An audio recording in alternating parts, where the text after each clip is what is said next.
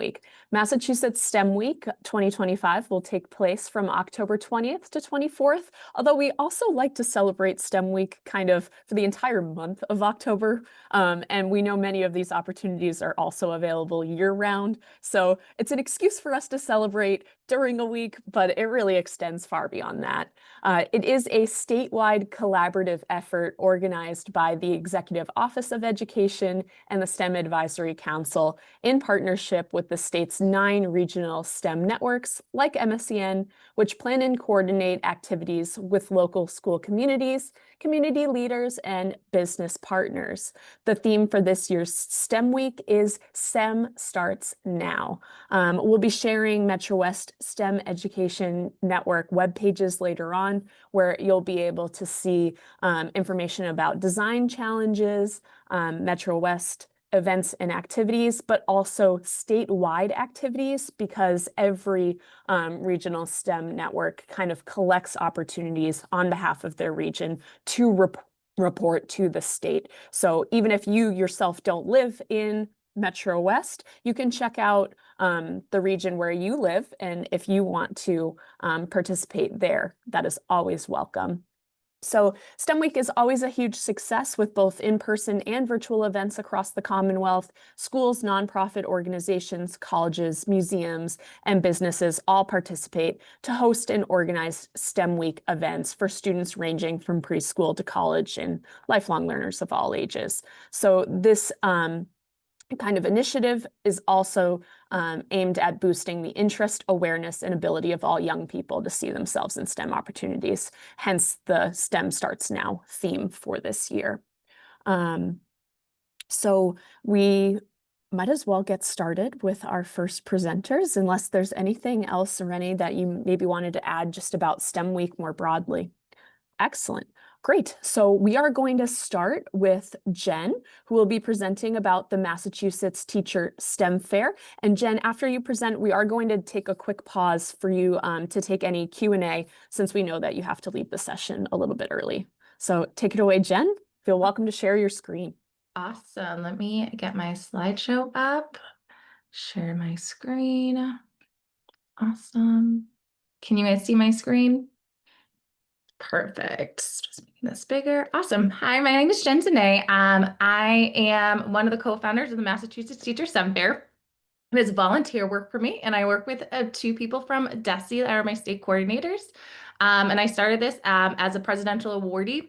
I was trying to get back to the community as an alumni rep. And we thought getting STEM organizations around the state and our presidential awardees together would be an awesome idea. So this is my volunteer work. Some of you might notice me from, I also work for the Mass Learning Project that supports Project of the Way. So that is another one of my jobs. But this is my volunteer work that I do. The Massachusetts Teacher STEM Fair is truly trying to bring everyone together. So we know that teachers around the state don't know about all the great organizations around the state.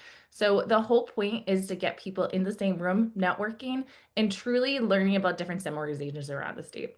And when I think of STEM, I don't just think of science, technology, engineering, and math. We definitely have those in there. I see Yes program here who will be with us on that day. Chris McAuliffe Center is going to be with us that day. And we have like CSTA, but we also have organizations like the League of Women Voters. We have civic organizations. We have the Reynolds Center coming, bringing in reading into STEM. So it is truly a way to get all of us all together. And it's going to be on Saturday, October 4th at Gillette Stadium from 9 to 1, and it's totally free for everything. And if I go to my next slide, you'll see that it's 50 STEM organizations, and I like to call it an enhanced exhibit hall, like at a conference, because every table will have a hands-on activity that you can learn more about and talk to that organization about what they're doing and how you can get involved. Some of them will have STEM week activities. Some of them will tell you about the other stuff they do throughout the school year. And you can see in the bottom all the great things, that organizations, some of them that are coming.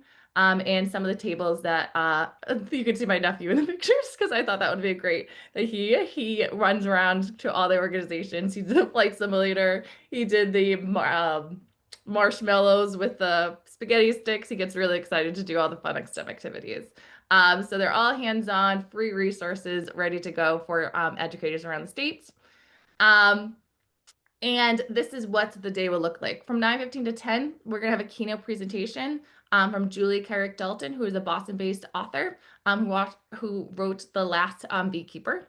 Then we're going to have some featured speakers. The commissioner will be there to talk. And then from 10 to 1 is our 50 STEM tables exhibits. And thank you to the Patriots Hall of Fame. You can extend your day that day. You can get into the Patriots Hall of Fame for free, as well as visit the Lighthouse. So truly trying to make it a fun day for educators that can bring their families and learn from them. We love seeing educators come with their families because you can see it through the eyes of the kids of how excited they are with those STEM activities. And that's it for me. So I'll take any questions or things that people's minds that maybe I missed.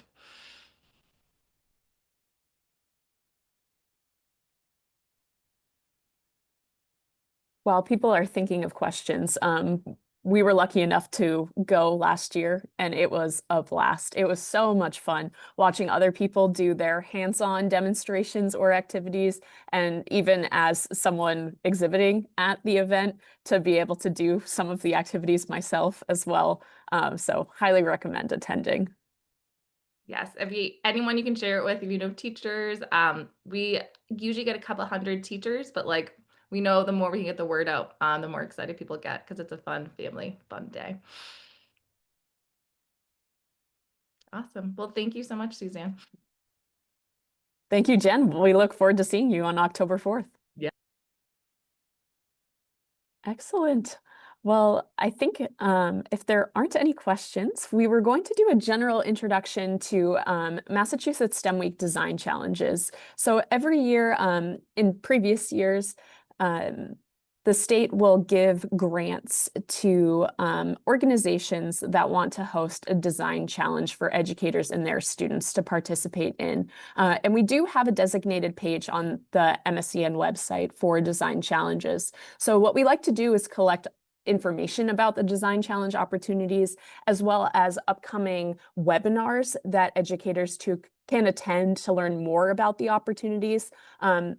Recognizing that many of these opportunities have webinars that start as early as September for teachers to participate in them. So we are awaiting some more information about design challenges. As we get more information, this page might develop and change. But what we have so far is information about the Museum of Science and then also the WPI STEM Education Center. I invite the STEM Education Center at WPI now to present about their opportunity. Awesome. Good morning, everyone. My name is Mia Dubosarski, and with my colleague Amy here, I'm happy to share about the opportunities. I'm gonna set up my timer and share my screen. Just make sure I'm sharing the right thing here.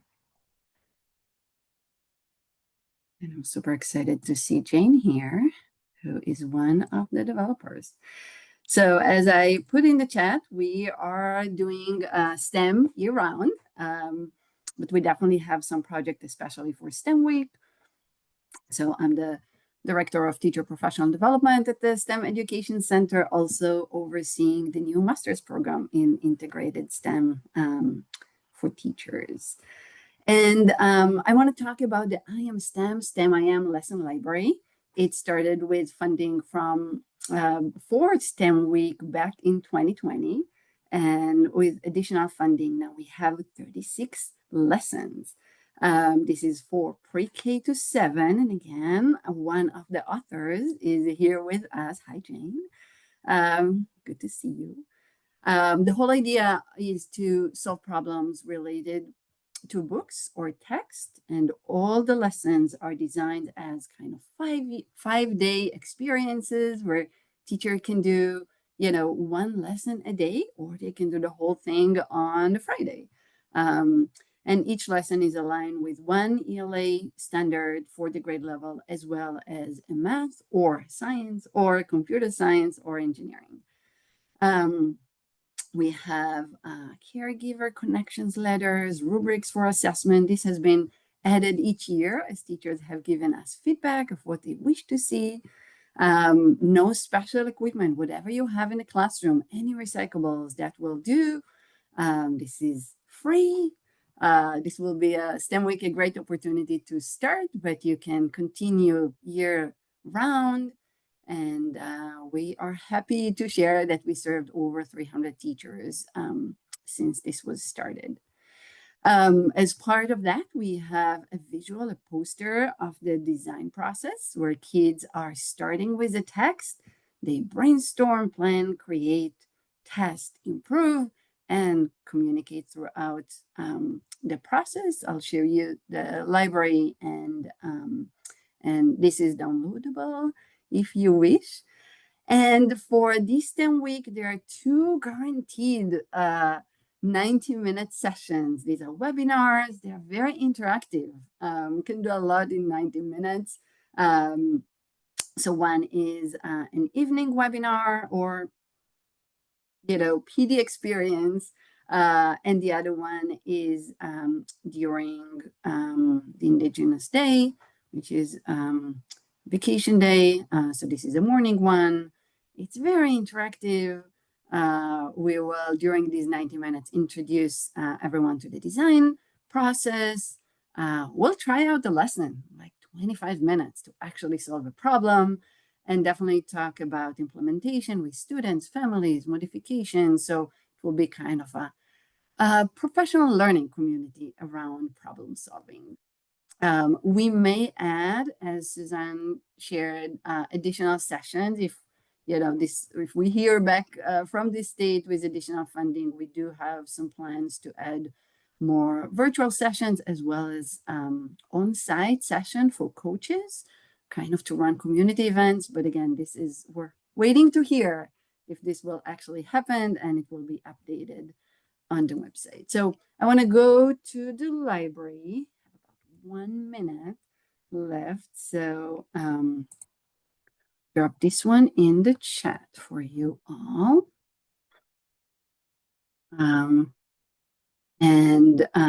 This is the library.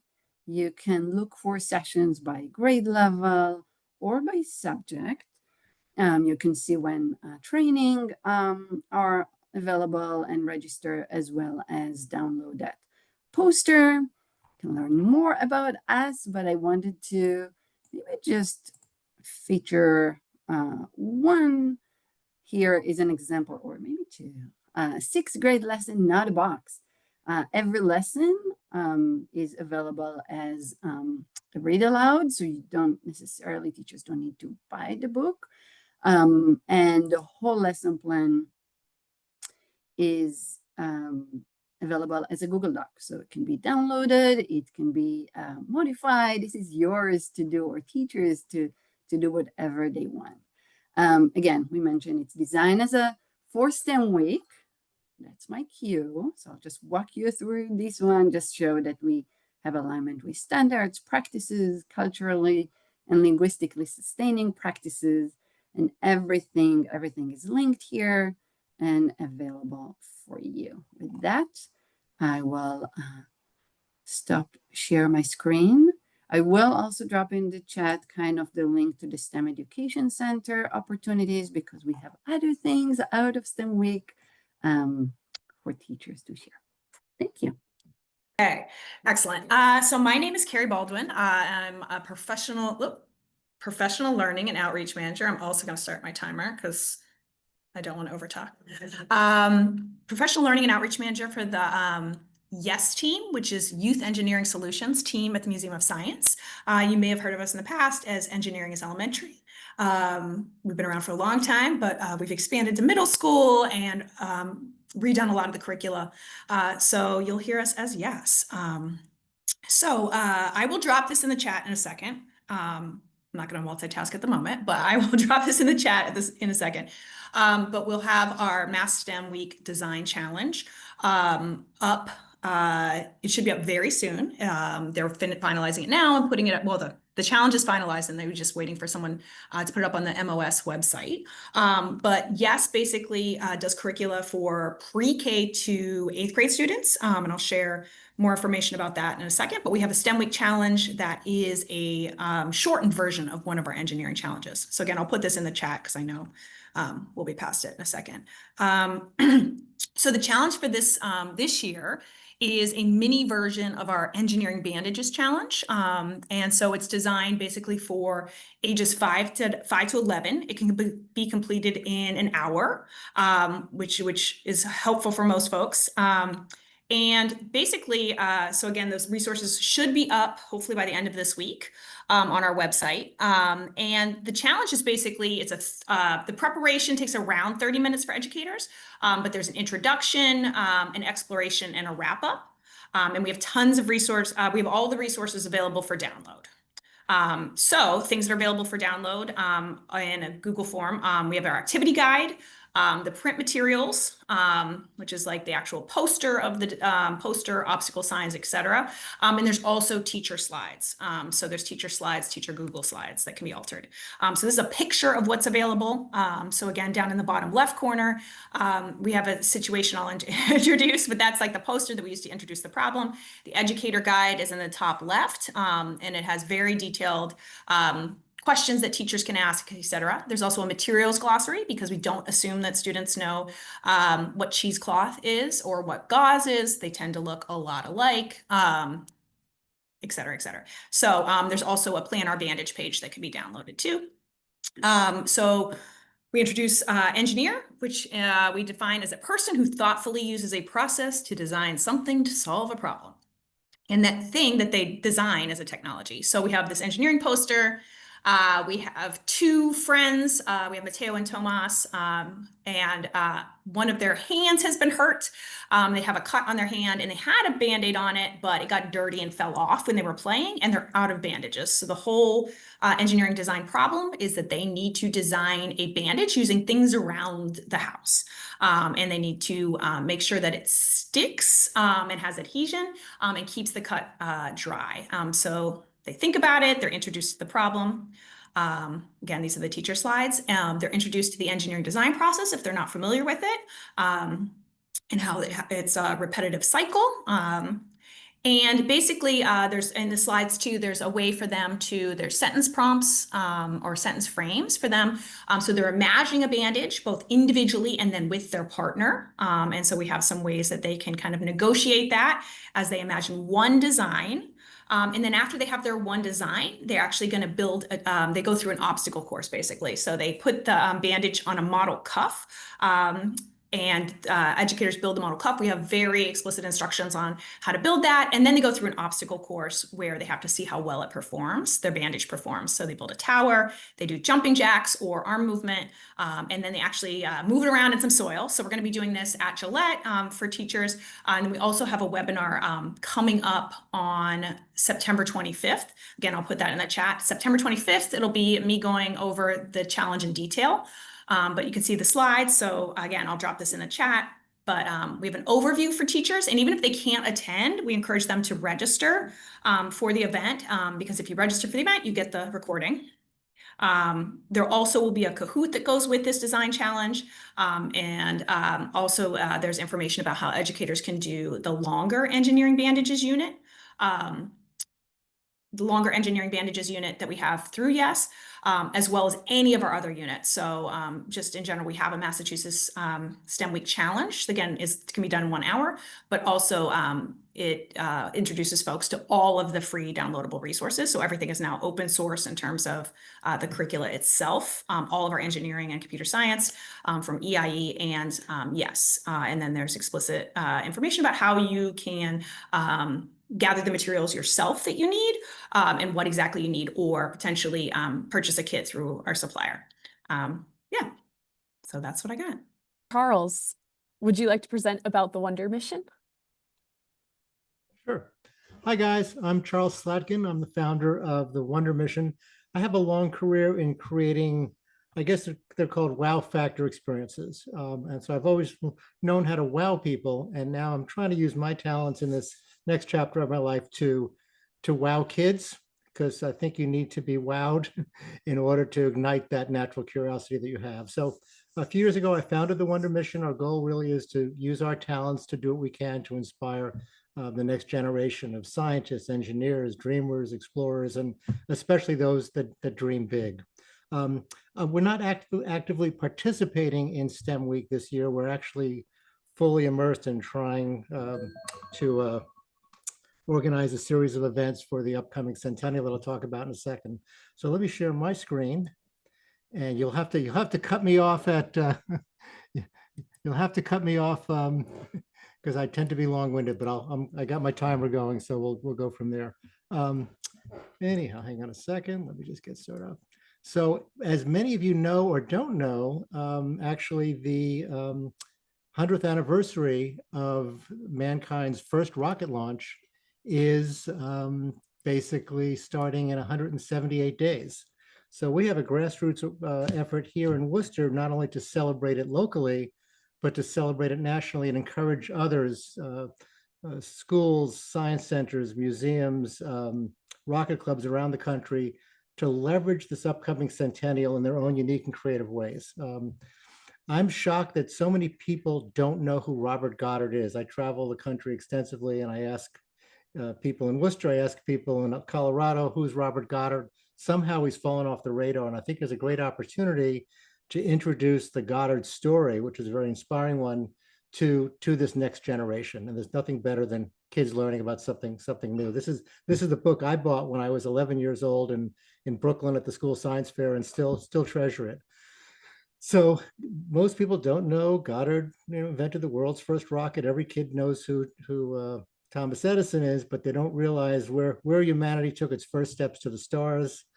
So coming up March 16th of this year, 2026, we'll celebrate Goddard's successful launch that really ushered in the space age.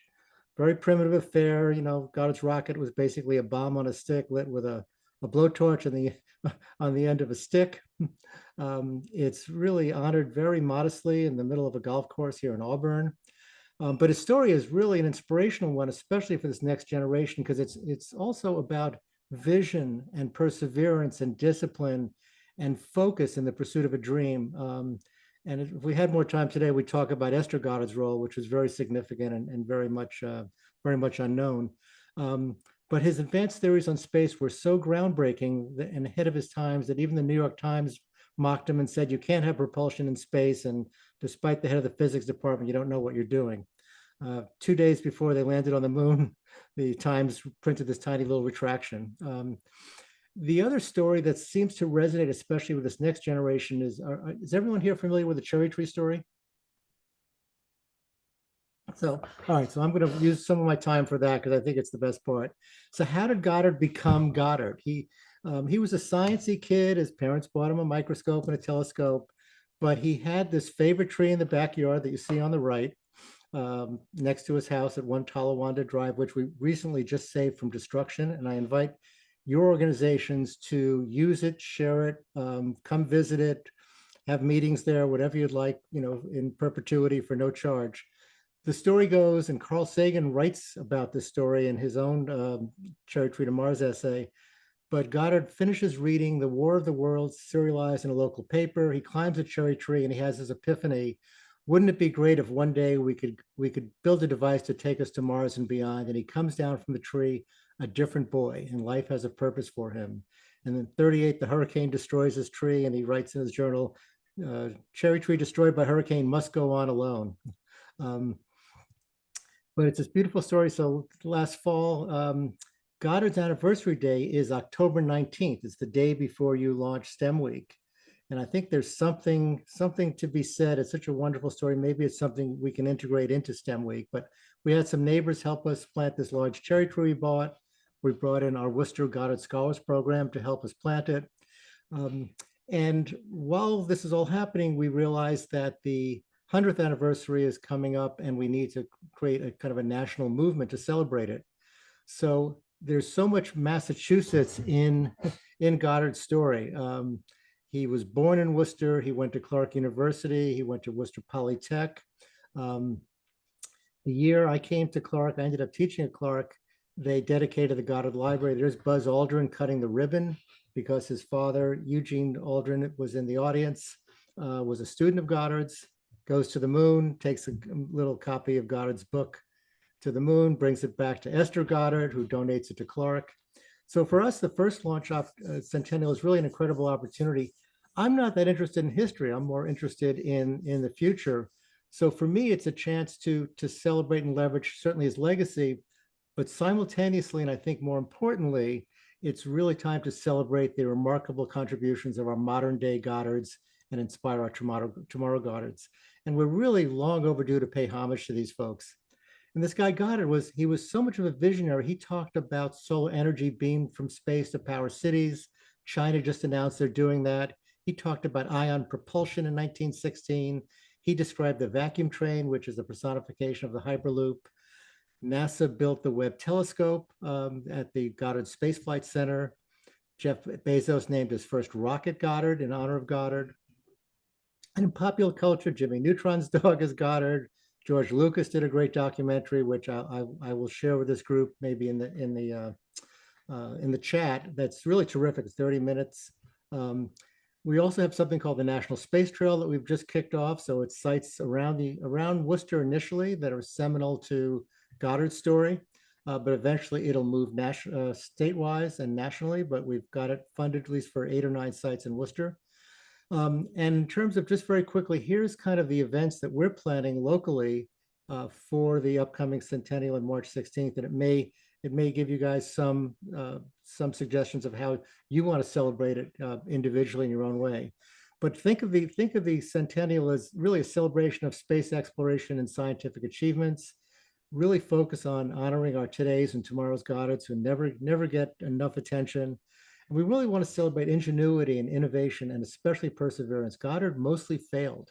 Everything mostly blew up, and yet he had this incredible persistence and carried on. So March 15th, we're going to have some searchlights by the golf course. We're going to have some events at the site. We're talking with Estes Rocket Company. They're actually going to build a Goddard replica rocket, and they're going to create a cardboard version of the rocket for teachers, a non-flying version that'll hopefully, I think they have some curricula suggestions that'll go with that. So that should be coming out soon. But we're hoping to get rocket clubs all over the United States and schools to fire off a rocket on March 16th, 2026 in honor of Goddard. There'll be a large show at the Museum of Worcester for that week. So we certainly invite schools and teachers to come and visit. It should be pretty significant. Clark and WPI, who have the majority of Goddard's artifacts, are loaning them, so they're available. There'll be a reception at the Equatorium, which has a bunch of new wonderful space interactive exhibits. National Space Trail will be available. WPI and Clark are doing a number of their own presentations and lectures and tours for that week. And Sunday, we're hoping to have a huge gala with some VIP speakers and astronauts, making it available to the public free of charge. And we're having it early in the afternoon, 4:30, March 22nd, so that teachers and students can come and also get home for dinner in a reasonable amount of time. So the centennial for us really isn't about the end. It's really kind of the kickoff of where we want to go moving forward. Right? And I'm always reminded that if we go from Goddard to landing on the moon 43 years later, and 50 years after that, we're exploring every part of the universe, anything really is possible. And I'll just leave you with Goddard's famous quote he gave as a graduate of South High School. "It's difficult to say what is impossible, for the dream of yesterday is the hope of today with a typo and the reality of tomorrow." And thank you, guys. I'll stop sharing. Thank you so much, Charles. So many ideas for STEM Week and sentiments that connect to students and educators during STEM Week and then beyond. And I know we're really excited to celebrate in March as well. Cool. And really the idea really is, how do you leverage Goddard's story for the greater good? And the more this goes national, I think the better. Thank you. Thank you. Nathan? Yeah, thank you for indulging me and giving me a chance to kind of get my technology in order. Okay, can everybody see the screen now? Yep. That's good. Okay, so again, Nathan Scott, MassEnergize, and we are new to this field. So the field of STEM education. We are a climate climate engagement organization, a nonprofit based here in Massachusetts. We have worked with Irene Porro and the McAuliffe Center on several projects, collaboration. And I want to give, just before I get started, I want to just give a kudos to Irene for her inspiration and advice on as we formulated this challenge. I really want to say there's a lot of credit to Irene for really supporting me to think creatively as to how to engage students. Okay, so this is we are a climate engagement organization, but we really think there's so much of STEM education that relates to addressing climate problems. So let's get my, okay, so what is the Youth Climate Solutions Challenge? We are launching an after-school STEM-based educational program for high school students. We really want to have teams of students from different high schools competing for prize money, but to really design and implement creative, innovative climate solutions, really unleash students' inherent creativity and innovative ideas to address the problems that we are facing in terms of the climate challenge. We did decide to limit it to kind of clean energy. There are many, many, many ways to approach the climate issues, but we really feel like we had to kind of give some guidelines. So we're asking students to consider ways to innovate using clean energy as a way to engage and address the climate problem. So students will design and lead real-world outreach campaigns. That's kind of our area of expertise. Not to do something just in the classroom, but to design, develop it, and then take it out into the community with our support. I mean, that's what MassEnergize really does. We are a community-based organization really helping to engage communities in addressing the climate issues. So students will design, develop campaigns, and then implement them in the communities. So we're going to have in this next school year, we have funding to support 10 high school teams. And we're thinking of smaller teams of 2 to 4 students in grades 9 to 12 with 1 faculty advisor. And again, we're emphasizing that MassEnergize will be providing a great deal of support and advice and resources, because this is kind of what we do, is we have engagement resources. We have a wide variety of resources to support the schools and the school teams. And one of the things that we feel like is important, again, as we take education out into the community, is that we are not only encouraging, we're requiring the school, not just, as I said, not just to do this at school, but to do it out in the community with the help of local sustainability committees or local climate organizations and municipal staff, because we all know that unless these solutions get out into the community and get the buy-in from more than the in-group, we're never going to see the solutions in practice. Okay, so what is the challenge? The challenge is that students will design and implement a clean energy outreach program, which obviously entails researching clean energy, researching what are more effective forms of clean energy, but design and implement a clean energy outreach program with the goal of lowering a community's greenhouse gas emissions. That is the challenge. So student teams will establish baseline data.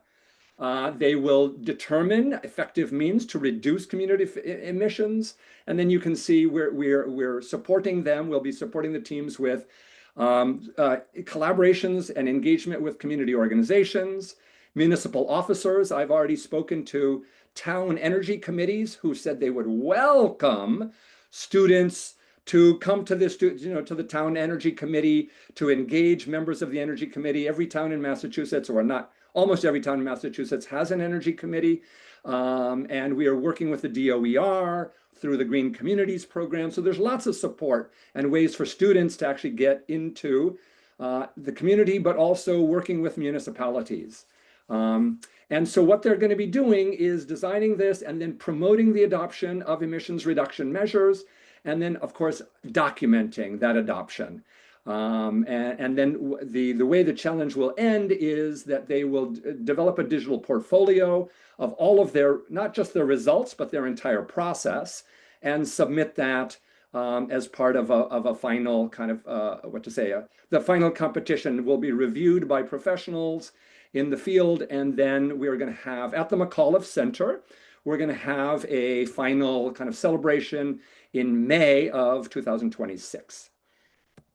Okay, and we do have funding for, there will be cash prizes. So we hope that this will incentivize students even more than the competitive aspect. We are planning to give cash prizes of $3,000, $2,000, and $1,000 to the school to help, to really help grow the green teams, to help grow the sustainability activities at the school. And hopefully the students will then, be even more motivated to engage in this process. We also have some money, some seed grants to support the schools, because there may be some schools who don't have resources. So we're going to give each school $500 just to support the students to, okay, register their website, buy the URL. I mean, do some outreach planning, do some research. So we're giving each school $500. And we are also, several schools have said, okay, yeah, great, but what about faculty advisors? What about their time? So we're like, okay, we'll give $500 as a stipend to the faculty advisor to support the students. So, okay, so our evaluation criteria, I mean, we do need, I'll be honest with you, we do need to kind of, we're going to be adding a lot more detail here. But broadly, we're looking for creativity in terms of the campaigner approach. We're looking for innovative methods by which students will be, reaching out to the community. We want to see the breadth of community. How widely are they going to engage the community in this process? And then we obviously want to see measurable impact or outcomes. I do think, as I'm looking at this list, we definitely want to refine this list. This is our first time, I'll be honest with you. So if you have ideas for like, well, okay, that's great, but we're still open to getting some input from those of you who are professional STEM educators as to how we might refine these evaluation criteria. I recognize that still needs some work before we're really ready to go. The kind of support that MassEnergize will be giving is we're going to be doing a lot of informational webinars and advisor coaching to make sure that the students know what they're doing, making sure that the advisors have resources and information to support them.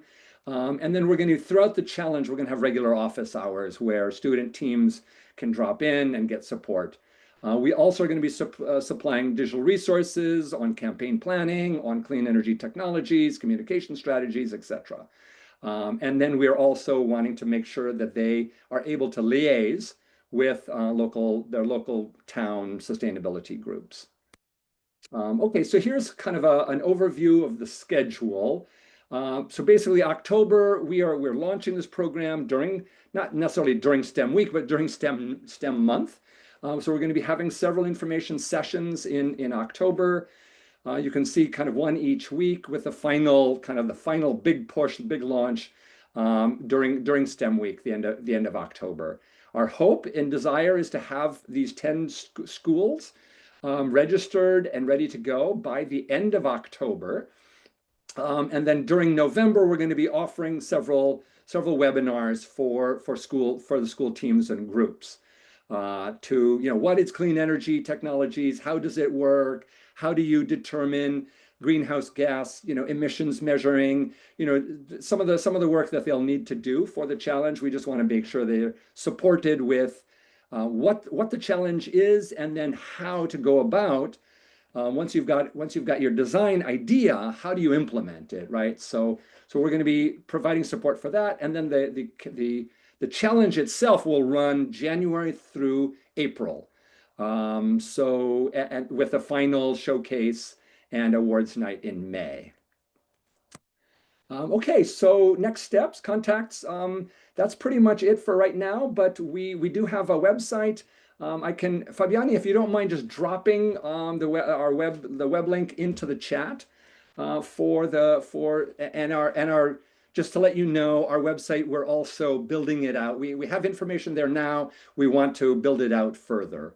So if you go to the site now, you'll actually see a photo that was actually taken, again, working with the McAuliffe Center on the PETM program, which we helped with. So we have a photo of some PETM students working on their project. So again, thanks to the team at McAuliffe Center and Irene Poro for her support in that. Okay. I don't think there are any questions at this time. Obviously, we like to share all of the contact information for our presenters and also any contact information you've shared with your opportunities to our audiences so that they know how to reach out to you directly if they do have questions, which is the great part. Well, I would love to share a little bit about what MetroWest STEM Education Network has going on for STEM Week. We have a few public events as well as a few private events. So first, the McAuliffe Center is kind of kicking off STEM Week by participating in Framingham State University's homecoming on Saturday, October 18th from 1 to 3 p.m. We'll be having an open house sharing what we have going on in the planetarium, playing some planetarium programs, tours of our Challenger Learning Center, which is our space mission simulator, and even more exciting, virtual reality experiences in our new VR cave room. And I might actually invite Irene to talk a little bit more about our grand opening of the cave room in just a moment. So more on that in a little bit later. Then on Friday, October 24th from 4 o'clock and 6 o'clock, 2 different show times, we are having a Spooky Skies Planetarium program. We will be doing a live tour of the chilling and eerie objects in our night sky and beyond. So it is a Halloween-themed show, also with the full dome planetarium film Undiscovered Worlds. Everyone is welcome to come in costume. We also will be having one of our monthly stargazing opportunities on Tuesday, October 28th from 6:30 to 8 p.m. in front of May Hall at Framingham State University. We love to take telescopes outside and show all of our participants how to observe the moon and Saturn. We do unfortunately have some light pollution here in Framingham, so we really get to see the bright objects, but they are also the most gorgeous. So we have a lot of fun sharing how to use telescopes and then observing what we can. Well, I think I want to share MSCN's STEM Week web pages, so I'll share my screen with the website. That way I can just kind of drive around it. So here we have a STEM Week landing page, which will have additional links to other web pages sharing specific information about design challenges, events and activities, and the statewide calendars that I mentioned. So if I click on here for design challenges, it should in fact take me to the design challenges website. It will take a second to load. I do mention that all of these web pages are constantly being updated. So I know we have to put the information for MassEnergize and also the Wonder Mission on our website. So they will go on these pages for all to access. And something we are really quite proud of, when you Google Massachusetts STEM Week or STEM Week Design Challenges, we do tend to be at the top of the list. So we take pride in making sure that these pages are up to date and have all of the information that someone needs in one location to participate in these opportunities. So you have seen this page earlier, but information about the 2 design challenges so far. And then if I go back to events and opportunities, those events and opportunities have been submitted from other local organizations offering STEM Week programming. So we'll let this load for a second. And then I also want to highlight our submission form. So the way that you can share opportunities that you have going on for STEM Week is by a Google form. And that form is right at the top of the page right here.